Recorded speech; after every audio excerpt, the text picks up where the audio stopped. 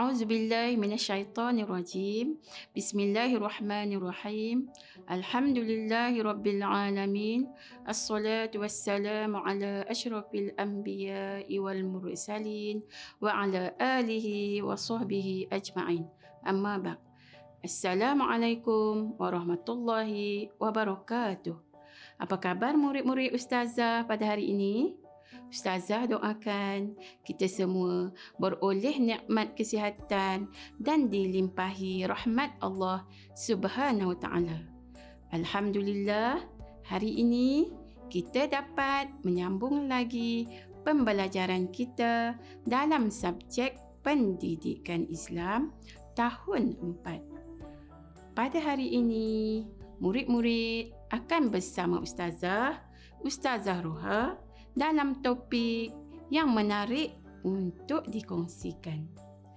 Topik apa itu murid-murid? Pada hari ini, Ustazah akan kongsikan sebuah tajuk pelajaran dalam bidang akidah. Baiklah murid-murid, jadi pada hari ini kita akan mempelajari satu tajuk dalam bidang akidah, iaitu utusan yang mulia. Siapakah yang dimaksudkan utusan yang mulia? Pastinya murid-murid tahu kan siapa yang dimaksudkan? Cuba sebut siapakah orangnya. Ya, sudah tentulah kekasih Allah, iaitu pesuruh Allah yang sangat disayangi oleh semua umatnya, iaitu Nabi Muhammad sallallahu alaihi wasallam. Sebelum kita meneruskan sesi pembelajaran kita pada hari ini, marilah kita semak objektif pembelajaran yang perlu dicapai terlebih dahulu. Objektif pembelajaran tajuk ini adalah seperti berikut. Pertama, menyatakan pengertian Nabi dan Rasul. Kedua, menyatakan hukum beriman dengan Rasul berdasarkan dalil nakli serta terjemahannya. Ketiga, menyenaraikan 25 nama Rasul. Keempat, menjelaskan peranan Rasul. Kelima, menjelaskan kelebihan beriman kepada Rasul. Keenam, mencadangkan tindakan untuk membuktikan keimanan kepada Nabi Muhammad sallallahu alaihi wasallam dan menjadikan Rasulullah sebagai ikutan dalam kehidupan seharian. Murid-murid, jom kita lihat pengertian Nabi dan Rasul. Pengertian Nabi ialah seorang lelaki yang dikurniakan wahyu untuk diamalkan dan tidak diperintah menyampaikan kepada orang lain. Manakala pengertian Rasul ialah seorang lelaki yang dikurniakan wahyu untuk diamalkan dan diperintah untuk menyampaikan kepada orang lain. Nabi dan Rasul adalah manusia seperti kita. Murid-murid, para Nabi dan Rasul juga berkahwin, berkeluarga, makan, minum dan tidur seperti kita. Tahukah murid-murid apakah hukum beriman dengan Rasul? Sudah pastilah hukumnya wajib berpandukan Al-Quran dan hadis. Sebagaimana firman Allah dalam surah An-Nisa ayat 136, يا أيها الذين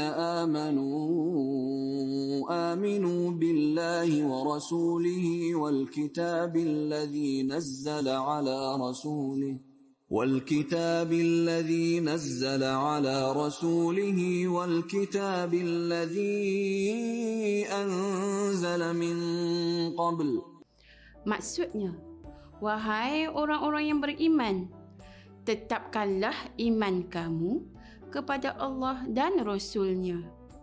Sesungguhnya Rasul adalah ikutan yang terbaik, ya murid-murid, sebagaimana yang dinyatakan di dalam surah Al-Ahzab ayat 21. لقد كان لكم في رسول الله أسوة حسنة لمن كان يرجو الله واليوم الآخر وذكر الله كثيرا. Maksudnya, sesungguhnya telah ada pada diri Rasulullah sallallahu alaihi wasallam itu suri teladan yang baik bagimu, iaitu bagi orang yang mengharap rahmat Allah dan kedatangan hari kiamat, dan dia banyak menyebut Allah.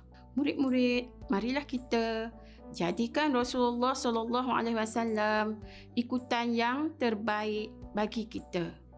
Jadi, berdasarkan dalil yang dinyatakan tadi, kita tahu bahawa kita wajib beriman dengan Rasul. Ia juga merupakan rukun iman yang keempat. Terdapat beberapa nama Nabi yang digelar Rasul Ulul Azmi. Oleh itu, murid-murid juga perlu tahu nama-nama Rasul Ulul Azmi. Apakah yang dimaksudkan dengan Rasul Ulul Azmi ini, murid-murid? Nak tahu? Baik, jom kita belajar bersama-sama. Rasul Ulul Azmi ialah Rasul yang memiliki ketabahan yang luar biasa untuk menghadapi ujian dalam menyampaikan risalahnya.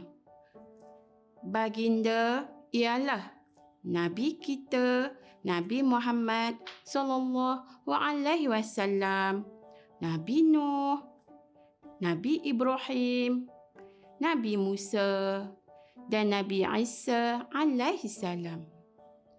Kita juga mestilah mengikut sikap para Nabi Ulul Azmi ini, murid-murid, sebab mereka mempunyai ketabahan dan kecekalan yang kuat ketika menghadapi masalah.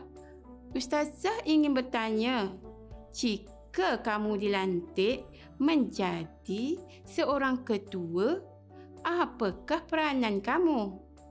Cuba murid-murid fikir jawapannya. Begitu juga halnya dengan Rasul yang dipilih oleh Allah Subhanahu wa Ta'ala. Mereka juga mempunyai peranan, iaitu yang pertama, menyampaikan wahyu Allah Subhanahu wa Ta'ala. Kedua, membimbing manusia dan jin supaya beriman kepada Allah Subhanahu wa Ta'ala. Ketiga, menjelaskan cara hidup yang diridai Allah Subhanahu wa Ta'ala. Okey, manakala yang keempat ialah mendidik manusia berakhlak mulia. Kelima, mengajarkan cara beribadah yang sempurna. Dan yang keenam, menjadi contoh teladan kepada manusia. Baiklah murid-murid, seterusnya marilah kita lihat apakah kepentingan beriman kepada Rasul. Yang pertama ialah meyakini dan menyayangi Nabi dan Rasul sebagai utusan Allah. Oleh sebab itulah sekolah akan menganjurkan sambutan Maulid Rasul pada setiap tahun sebagai bukti ingatan dan kasih sayang kepada Rasul kita. Betul kan? Tetapi murid-murid perlu ingat, bukan hanya meraihkan sambutan sahaja cara kita menyayangi Nabi. Malah kita juga digalakkan untuk sentiasa berselawat ke atas Nabi. Okey, yang kedua ialah melaksanakan ajaran yang dibawa oleh Nabi dan Rasul. Bagaimana hendak laksanakan ajaran Nabi dan Rasul, murid-murid? Kita mestilah rajin membaca Al-Quran dan mempelajari hadis Nabi, solat 5 waktu setiap hari, serta melakukan apa yang disuruh oleh baginda dan meninggalkan apa yang dilarang. Apa pula yang ketiga? Yang ketiga ialah sentiasa berakhlak mulia. Kita hendaklah sentiasa berakhlak mulia, tidak kira di mana jua kita berada. Contohnya, ketika kita berada di rumah, hendaklah kita beradab sopan dengan ibu bapa dan ahli keluarga kita yang lain. Cuba murid-murid pula nyatakan bagaimana akhlak kita jika berada di dalam kelas, di kantin sekolah, di padang sekolah, di surau sekolah. Kepentingan beriman kepada Rasul yang seterusnya ialah meneruskan dakwah Nabi dan Rasul. Bagaimana ya?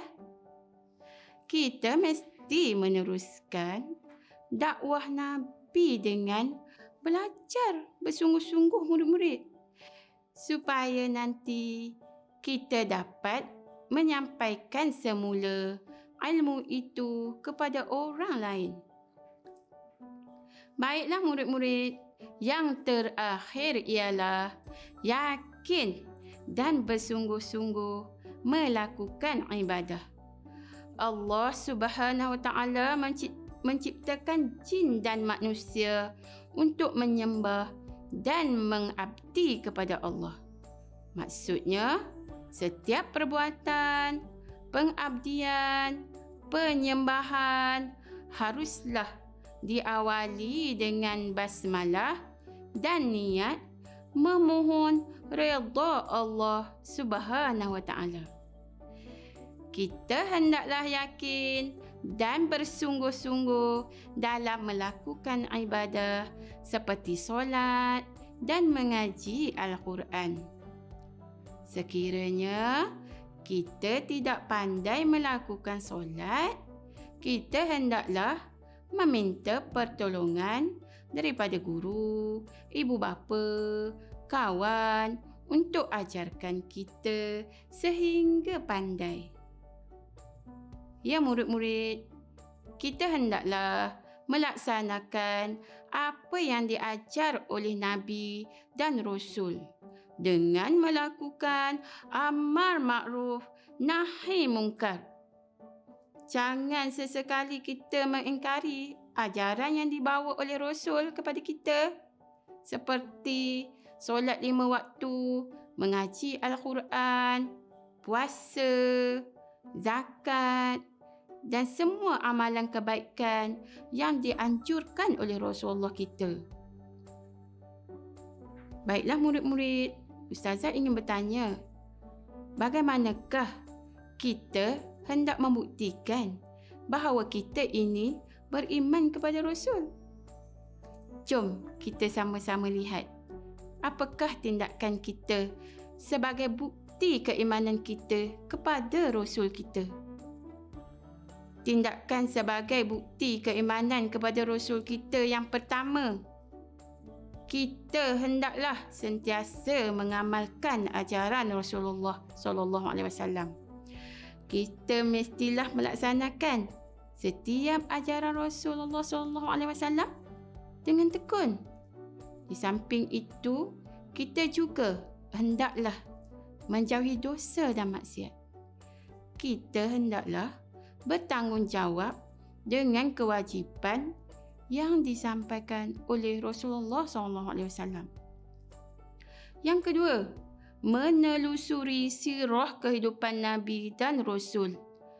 Kita dikehendaki mendalami sirah kehidupan Rasulullah dan menjadikan sirah Nabi Muhammad SAW sebagai sumber rujukan kita.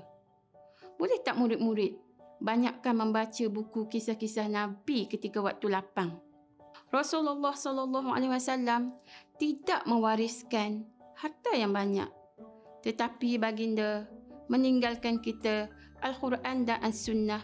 Kerana itu, kaum muslimin yang berakhlak baik kepadanya akan selalu berpegang teguh kepada Al-Quran dan As-Sunnah agar tidak sesat.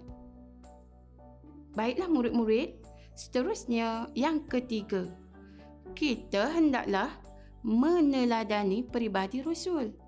Kita hendaklah tekun dan cekal dalam menuntut ilmu, di samping sabar dalam setiap ujian yang menimpa kita.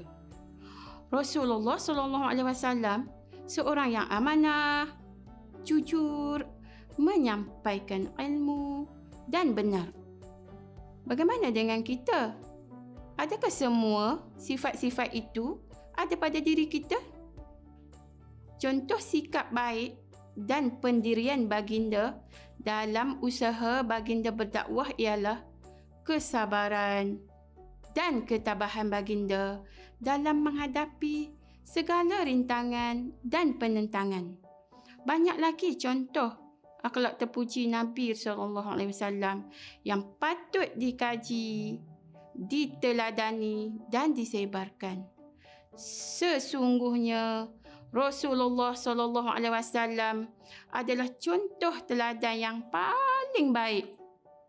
Barang siapa yang mengikutinya akan diridai Allah dan akan selamat di dunia dan di akhirat. Seterusnya, mencintai Rasulullah SAW. Kita hendaklah beramal dengan ajaran dan sunnah Rasulullah SAW dan mencintai ajaran yang dibawa oleh baginda. Di samping memperbanyakkan selawat kepada Rasulullah, kerana mengucapkan selawat dan salam kepada Nabi merupakan tanda ucapan terima kasih kepada perjuangan baginda sehingga kini kita boleh mengecapi nikmat dalam agama Islam. Baiklah, seterusnya menjaga masa. Pengurusan masa dalam menyampaikan dakwah kepada masyarakat juga diambil berat oleh Rasulullah SAW.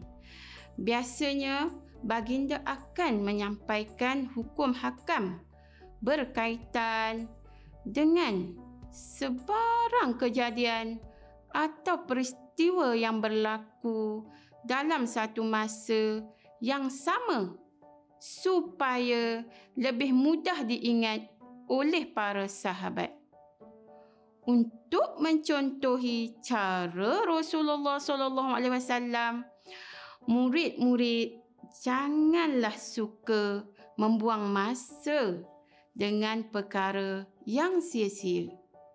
Setiap masa kita hendaklah diisi dengan perkara yang berfaedah seperti membaca buku dan membuat kerja sekolah yang guru berikan.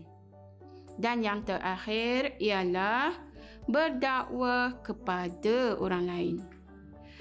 Kita boleh mengajak rakan-rakan untuk bersama-sama mengamalkan ajaran Nabi Muhammad SAW. Misi Rasulullah SAW adalah menyebarluaskan dan menegakkan nilai-nilai Islam.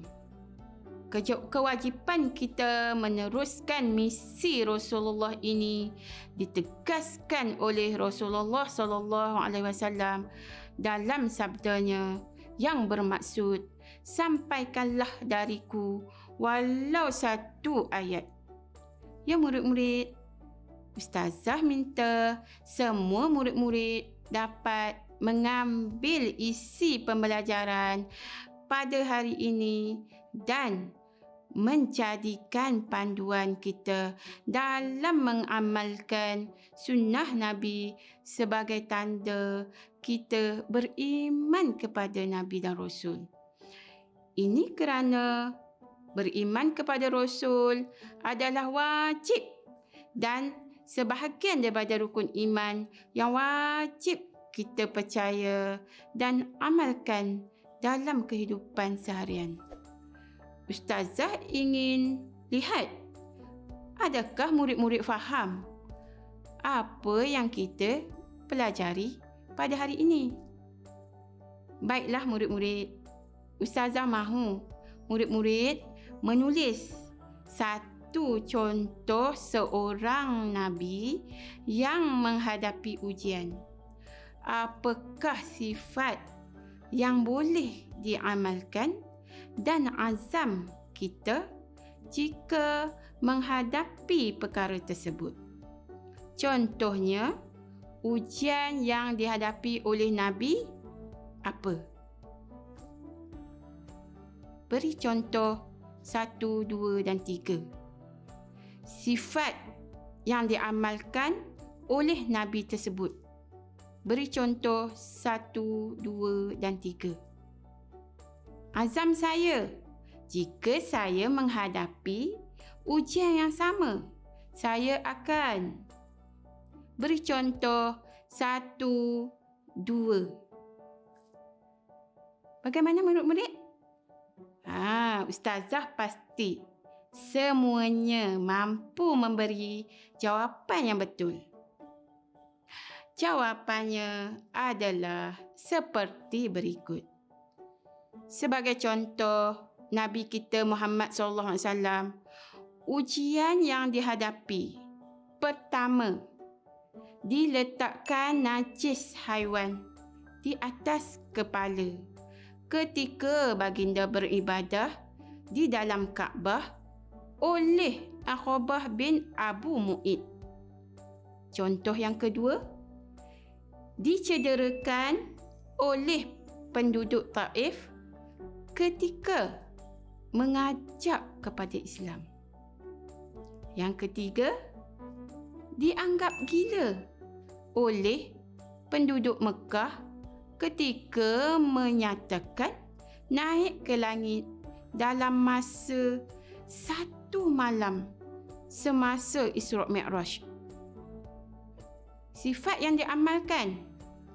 Pertama, sabar. Kedua, tenang. Ketiga, bijaksana. Azam saya pula, jika saya menghadapi ujian yang sama, saya akan pertama, saya akan sabar menghadapi ujian dalam hidup. Kedua, saya akan tenang dan membuat keputusan dengan bijak. Ya murid-murid, Ustazah harap murid-murid semua dapat memahami pengertian Nabi dan Rasul.